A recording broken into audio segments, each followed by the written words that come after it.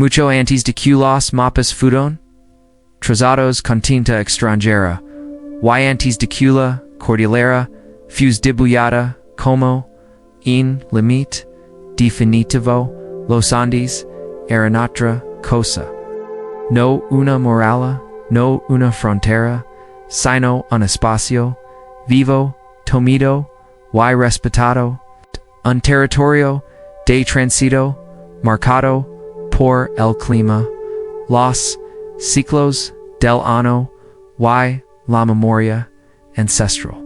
Para los antiguos habitantes del sur del mundo, la Cordillera no separaba dos tierras opuestas, los conectaba bajo reglas antiguas que no estaban escritas, pero se profundamente comprensas en los territorios situados al occidente de los Andes, lo que hoy corresponde al sur de Chile, y en los vastas llanuras y valles al oriente actual sur argentino.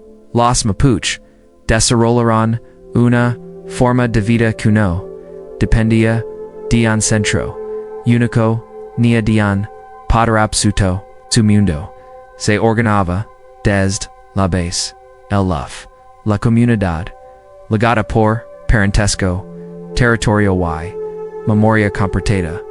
Desde allí se extendían redes, msa empleas de alianza y cooperación, activadas solo cuando la necesidad lo exigía. Letters, la Cordillera imponía respeto, no todos la cruzaban.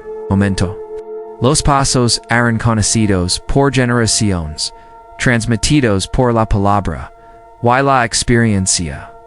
Eran rutas estacionales, abiertas cuando la nieve cedía, y cerradas cuando el invierno reclamaba lo suyo. Cruzar implicaba conocimiento, preparación y, muchas veces, rizo, pero se cruzaba. Y es solo hecho basta para desmontar la idea de dos mundos aislados.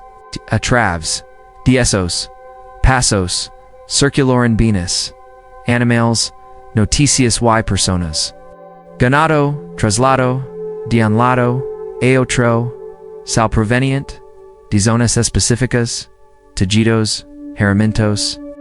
Pero es importante en circularon vínculos, matrimonios entre familias distantes, pactos de reciprocidad, acuerdos de uta mutua. Nada de esto respondía a una autoridad central, respondía a normas heredadas aceptadas y respetadas por costumbre.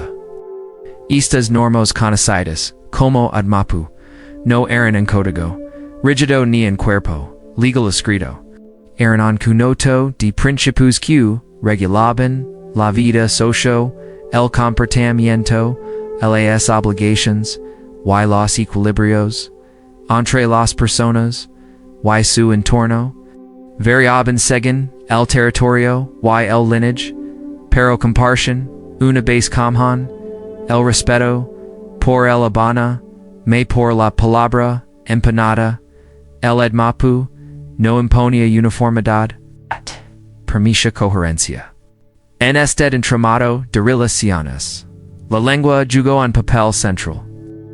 El Mapudungun, con sus variaciones locales, funcionó como un punto que permitió el entendimiento entre comunidades separadas por grandes distancias. No era solo un medio de comunicación, era una forma de interpretar el mundo. En sus palabras se expresaban relaciones con la tierra, con los espíritus del entorno, con los antepasados. La lengua mantenía viva una cosmovisión compartida incluso alidand. El pasaje cambiaba radicalmente. La asabrúchalidad. Mapuche no se limitaba a templos ni a lugares cerrados. Se manifestaba en ríos, montañas, bosques y valles. Cada espacio posea fuerzas propias, entidades tutelares, que debían ser reconocidas. Y resbatadas. El rol del machi. Presente a ambos lados de la Cordillera. Era essential como mediador. Entre el mundo. Visible y el invisible. Aunque los prácticas podían verse, la region, la estructura espiritual mostraba una raíz común, profundamente antigua, en tiempos posteriores. Estas tierras serían nombradas como Ngulumapu para referirse a los territorios occidentales y Puelmapu para los orientales. Son denominations tradicionales que hoy ayudan a comprender una realidad previa a la conquista, pero que no deben confundirse con divisiones políticas fías del pasado. En su tiempo, no existen como entidades cerradas ni separadas, sino como espacios relacionados por rutas, alianzas y memoria compartida. Los cronistas tempranos aún sin comprender del todo lo que observaban, dejaron constancia de estos vínculos. Relataron encuentros entre grupos provenientes de uno y otro lado de la Cordillera. Describieron intercambios y alianzas que desafiaban la lógica europea de fronteras estrictas. Para ellos resulta desconcertante una sociedad sin rey, sin capital, sin jerarquías permanentes, pero capaz de coordinarse con rapidez cuando la amenaza lo exige letters. Y esa capacidad de coordinación no era producto del azar, se apoyaba en redes preexistentes en la confianza, construida a lo largo de generaciones. Cuando surgía en peligro común, los vínculos se activaban. Mensajeros recorrían largas distancias. Parlamentos se organizaban. Decisiones colectivas se tomaban sin necesidad de un mando único. La diversidad interna no era una debilidad, era una forma de adaptación. Hacia antes de la llegada masiva de poderes externos, los Andes no dividían un pueblo en dos mitades aisladas. Eran una columna vertebral difícil, peligrosa, pero conocida, un espacio que exige respeto y conocimiento, pero que no anulaba la relación entre comunidades. La unidad no era política ni centralizada, era cultural, espiritual y relational. Ada unidad flexible, capaz de resistir el paso del tiempo. Cuando los imperios europeos comenzaron a avanzar sobre estas tierras, tentaron imponer sus propias nociones de lema, dominio y soberanía. Y soberanía lados. Divion líneas donde antes había rutas. Declaran fronteras donde antes había acuerdos. Guess. Líneas al principio solo existieran en el papel. Den la realidad. Los lazos antiguos seguían vivos, invisibles, paraquayans, no sabían dio, and mirar. Este es el punto de partida para comprender lo que vendría después. No una historia de un pueblo dividido por montañas, sino la de comunidades conectadas por una memoria y más fuerte que cualquier cordillera. Una historia que no comienza con la conquista, sino mucho antes, cuando los Andes eran un desafío competido, y no una frontera impuesta. Con el paso de los siglos, los vínculos entre las comunidades asentadas ambos lados de la Cordillera no solo se mantuvieron, se perfeccionaron. No existía un camino único ni una ruta oficial de paso cordillerano. Era conocido por lineages específicos, transmitido como un conocimiento valioso, conoce, intrigaba, aqualquara. Saber cruiser Los Andes, no era solo, una cuestión geográfica, sino también social y spiritual. Se debía conocer el momento adecuado, los signos del clima, los riesgos ocultos y, sobre todo, los normas que regulaban el tránsito por territorios ajenos. Las relaciones entre comunidades se sostenían sobre un principio fundamental, la reciprocidad. Nada se entregaba sin memoria, nada se recibía sin obligación futura. El intercambio de bienes, ganado sal, todos, alimentos era también un intercambio de confianza.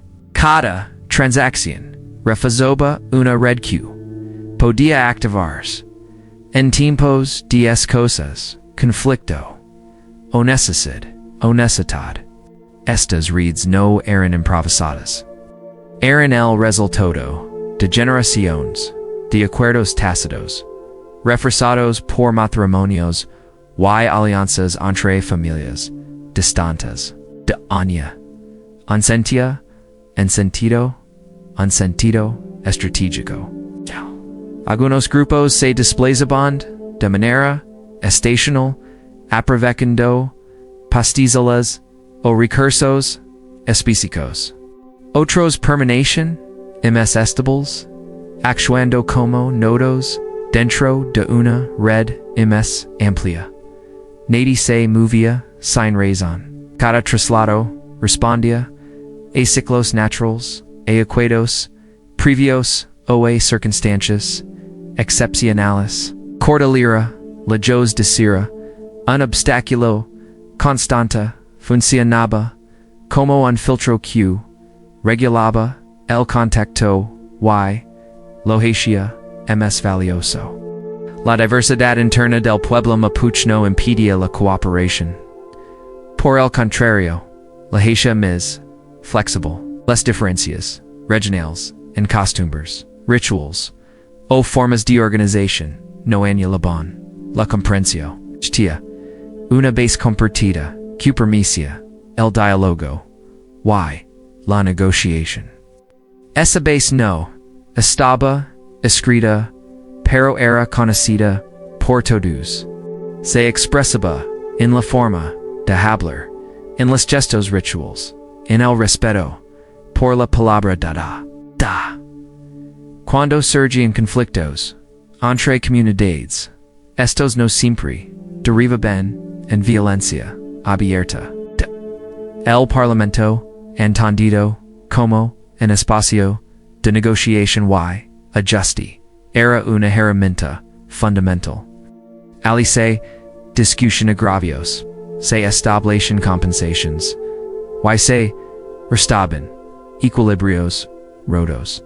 Y este mecanismo, observado más tarde por cronistas extranjeros, fue malinterpretado como una señal de debilidad o desorden. En realidad, era una expresión de madurez política y una sociedad sin poder central. La guerra, cuando ocurría, no era permanente ni indiscriminada. Se activaba bajo circunstancias concretas y seguía reglas implícitas. Los enfrentamientos podían ser intensos, pero también estaban sujetos a límites culturales. La violencia no buscaba la destrucción total del adversario, sino la restauración de un equilibrio alterado. Profundamente distinta a la guerra total europea. Desconcerto, aquáins intentan comprendela desde categorías ajenas. La espiritualidad seguía siendo un eje transversal antes de cruzar ciertos pasos. Se realizaban rogativas antes de emprender. Viagos lagos se buscaban señales favorables. El mundo no era un espacio inerte, sino un entramado de fuerzas que podían ayudar o castigar según el comportamiento humano. Ignoror estas forzas era exponers al desastre. Respetar las, en cambio, garantisaba protección y continuidad. Los primeros exploradores y misioneros europeos. Estas dinámicas comenzaron a ser observadas, aunque rara vez comprendidas. Algunos registraron la existencia de rutas transcordilleranas activas. Otros anotaron la sorprendente capacidad de las comunidades para movilizar y coordinar en territorios que los consideraban extremos y inhóspitos. Sin embargo, sus escritos tendían a fragmentar lo que en la realidad funcionaba como un sistema integrado. A medida que el avance colonial se intensifica, los antiguos equilibrios comenzaron a tensionarse. Nuevos actors, nuevas enfermedades y nuevas demandas alteran los redes existentes, pero incluso en este contexto de cambio, los lazos entre Oriente y Occidente no se rompieron de inmediato. Se adaptaron, se reconfiguraron, las rutas cambiaron, los intercambios se transformaron, pero la lógica de fondo persistió. La Cordillera, sigado siendo en espacio compartido, aunque cada vez más vigilado y disputo, los intentos externos por controlar los pasos no lograron, al menos en un comienzo, desarticular por completo las relaciones preexistentes. Las comunidades conocen rutas alternativas, pasos secundarios, formas de elidar controls, y mantener el contacto. La geografía, una vez más, jugaba a favor de quienes la entendían desde dentro. En este escenario, la identidad no se definía por una pertenencia territorial rígida, sino por la participación en una red viva de relaciones. Ser parte de este mundo implicaba conocer sus reglas, respetar sus equilibrios, y asumir las responsabilidades que conllevaba cada vínculo. No era una identidad impuesta desde arriba, sino construida a través de la economía y la memoria. Así mientras los poderes externos comienzaban a imaginar líneas divisorias y jurisdicciones fijas en la práctica cotidiana, seguía operando en orden antiguo. En orden invisible para muchos, pero real y efecto para quienes lo habitaban. En orden que no dependía de mapos ni decretos, sino de la continuidad de la palabra, del parentesco y de la respeto mutuo. Cuando las presiones externas se volvieron más agresivas, este orden sería puesto a prueba como nunca antes. Y sería entonces cuando estas redes, forjadas a lo largo de siglos, demostrarían su verdadera importancia. El equilibrio antiguo comenzó a resquebrajarse cuando la presencia extranjera dejó de ser episódica y se transformó en un avance persistente. Lo que al principio fueron contactos aislados, exploraciones, misiones religiosas, intentos fallidos de asentamiento, terminó convirtiéndose en una presión constante sobre territorios que hasta entonces habían seguido sus propios ritmos. Con esa presión llegó una idea desconocida: la noción de dominio permanente sobre la tierra y de fronteras fijas trazadas por autoridad externa. Para las comunidades mapuche, esta forma de entender el territorio resultaba ajena. La tierra no era una propiedad individual ni un bien que pudiera dividirse arbitrariamente. Era un espacio vivido, heredado y cuidado colectivamente, donde cada generación tenía la responsabilidad de mantener el equilibrio recibido. La imposición de límites rígidos, ajenos a la experiencia local, no solo alteraba el uso del territorio, sino también las relaciones sociales y espirituales que lo sostenían. Los intentos de control, no se dieron de una sola vez ni de manera uniforme. En algunos sectores, la presencia extranjera fue rechazada de inmediato. En otros, se establecieron relaciones tensas pero funcionales, basadas en el intercambio y la negociación. Los parlamentos, que ya existían como mecanismo interno, fueron utilizados para tratar con estos nuevos actores. Sin embargo, la diferencia de visiones era profunda. Donde unos veían acuerdos temporales, otros creían estar estableciendo sometimientos definitivos. La cordillera volvió a jugar un papel decisivo. Mientras en los territorios occidentales la presión se hacía más visible y constante, al oriente de los Andes el avance era más lento y fragmentado. Esto no significó aislamiento. Al contrario, los movimientos transcordilleranos se intensificaron como respuesta estratégica.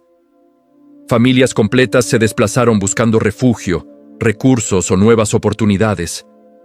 Las rutas antiguas adquirieron un valor renovado como vías de escape, de reorganización y de resistencia silenciosa. La guerra, en este nuevo contexto, cambió de naturaleza. Ya no se trataba solo de conflictos puntuales entre comunidades, sino de enfrentamientos prolongados contra fuerzas que no respetaban los equilibrios tradicionales. Aún así, la respuesta no fue caótica. Las redes de alianza permitieron coordinar acciones, compartir información y sostener el esfuerzo en el tiempo. La falta de un mando central, lejos de ser una debilidad, dificultó la derrota total. No había un centro que conquistar, ni una autoridad única que someter. La espiritualidad, una vez más, actuó como sostén. En tiempos de incertidumbre, los rituales cobraron mayor importancia. Se buscaba orientación, protección y sentido frente a un mundo que parecía cambiar de manera irreversible. Las fuerzas del entorno seguían siendo invocadas, no como un acto de desesperación, sino como una reafirmación de continuidad. Aunque el contexto se volviera hostil, el orden profundo del mundo no había desaparecido. Las fuentes escritas de la época, producidas casi exclusivamente por observadores externos, reflejan incomprensión y temor. Describen a comunidades que se desplazaban con rapidez, que reaparecían donde se creían ausentes, que mantenían contactos más allá de lo que los mapas sugerían. Estas descripciones, a menudo fragmentarias y sesgadas, dejan entrever una realidad que escapaba al control colonial. La persistencia de una red viva que no podía ser contenida por líneas ni fortificaciones. Con el paso del tiempo, las presiones se acumularon. Las enfermedades introducidas, la pérdida de territorios clave y la violencia constante alteraron profundamente la vida cotidiana. Sin embargo, incluso en este escenario adverso, los vínculos entre Oriente y Occidente no se extinguieron. Cambiaron de forma, se adaptaron a nuevas circunstancias, pero siguieron existiendo. La memoria de los antiguos acuerdos, de las rutas compartidas y de los lazos de parentesco, continuó transmitiéndose, incluso cuando las condiciones materiales se deterioraban. Este período no puede entenderse solo como una sucesión de enfrentamientos.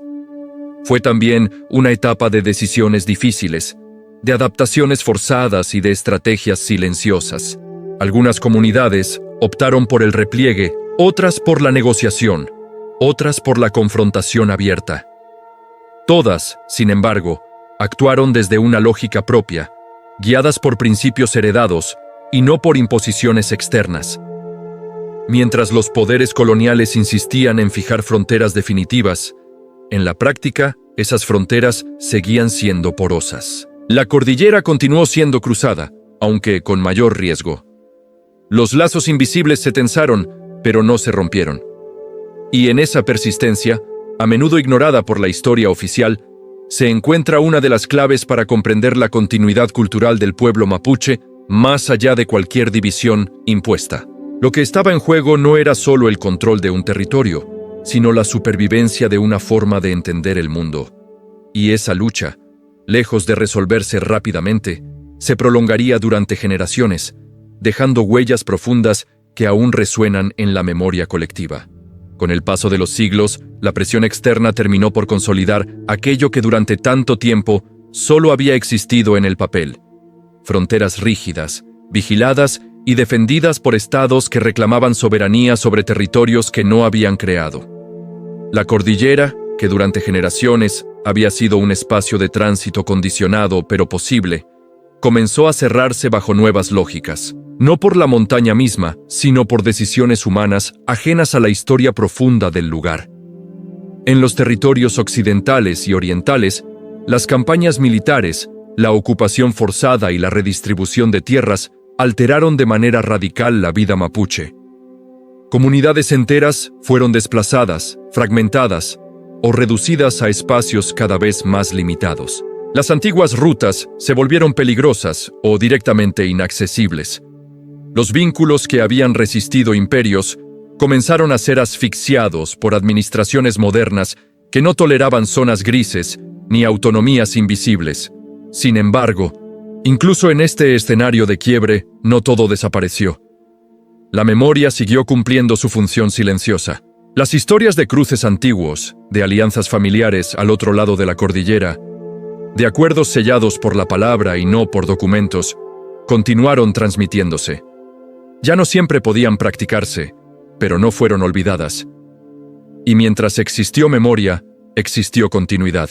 La identidad mapuche no se sostuvo únicamente en el control del territorio físico, sino en una forma de entender la pertenencia.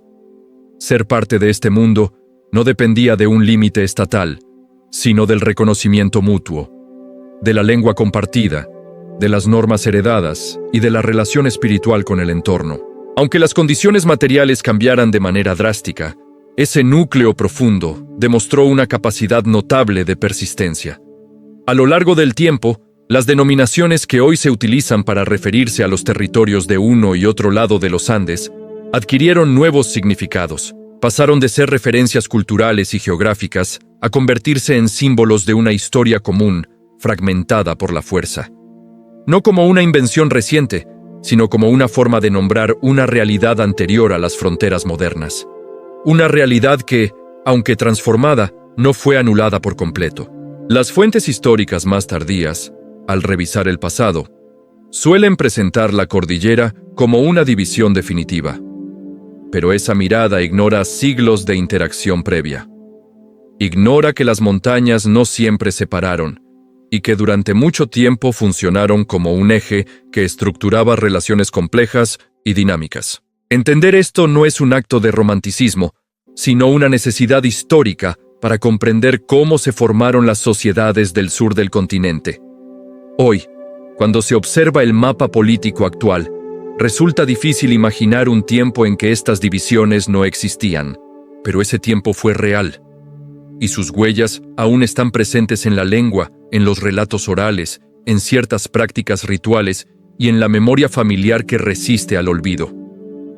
Los lazos invisibles no necesitan ser vistos para existir.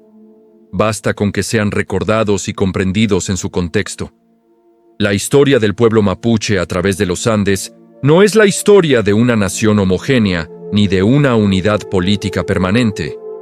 Es la historia de una red flexible, adaptativa, capaz de sobrevivir a cambios extremos sin perder su esencia. Una red que funcionó durante siglos sin necesidad de fronteras rígidas y que solo comenzó a fracturarse cuando esas fronteras fueron impuestas desde fuera. Comprender esta historia obliga a abandonar simplificaciones. Obliga a aceptar que la unidad puede existir sin centralización, que la continuidad no siempre adopta formas visibles y que la resistencia no siempre se expresa como confrontación abierta. A veces, resistir es simplemente seguir siendo, incluso cuando todo parece diseñado para impedirlo. Así, los Andes dejan de ser solo una cordillera imponente y se revelan como un testigo silencioso. Vieron pasar generaciones, rutas, acuerdos, conflictos y transformaciones profundas. Fueron escenario de encuentros y separaciones, pero nunca lograron borrar aquello que se había tejido a lo largo del tiempo. Las montañas permanecieron, y con ellas, la memoria de un mundo que existió antes de las fronteras. Esta no es solo una historia del pasado, es una clave para entender por qué, a pesar de siglos de división política, la identidad mapuche sigue reconociéndose a ambos lados de la cordillera. no como una nostalgia, sino como la consecuencia lógica de una historia larga, compleja y profundamente enraizada en el territorio. Los lazos invisibles no se ven en los mapas, pero han demostrado ser más duraderos que cualquier línea trazada sobre ellos.